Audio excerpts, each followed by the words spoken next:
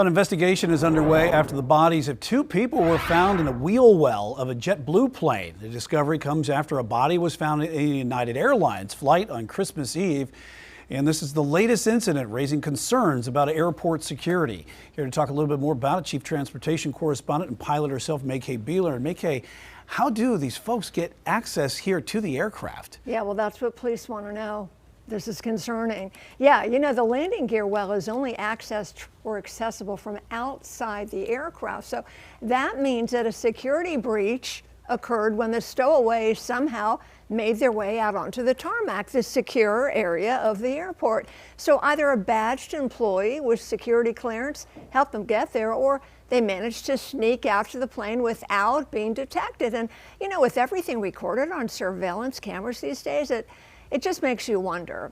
So this is the second such incident in 2 weeks. This one happened just last night on JetBlue Flight 1801, an Airbus A320 that flew from New York City to Fort Lauderdale International.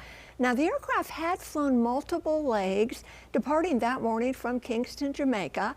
Well, these bodies were discovered after landing last night in Florida by a maintenance technician conducting a post-flight inspection. So besides the danger to the perpetrators, who obviously needed to get someplace so badly they stow away, officials say a more serious threat would be if these people were attempting to attack aviation. Yeah, and we've seen this type of thing, May-Kay, even here in Charlotte. Back in 2010, there was a young man who got on to Charlotte Douglas, an aircraft, into the wheel well, but it was some fencing security issues right there. But that wheel well, that is extremely dangerous to get into when you're going up at 30,000 feet. Yeah, I mean, you can crawl in there, but things go bad once that gear comes up. So wheel wells are unpressurized, and they're not climate controlled, so they have freezing conditions when you get up high, as low as -70 degrees. So yeah, there's a risk of death by hypothermia. Plus the lack of oxygen at high altitude, that can lead to unconsciousness.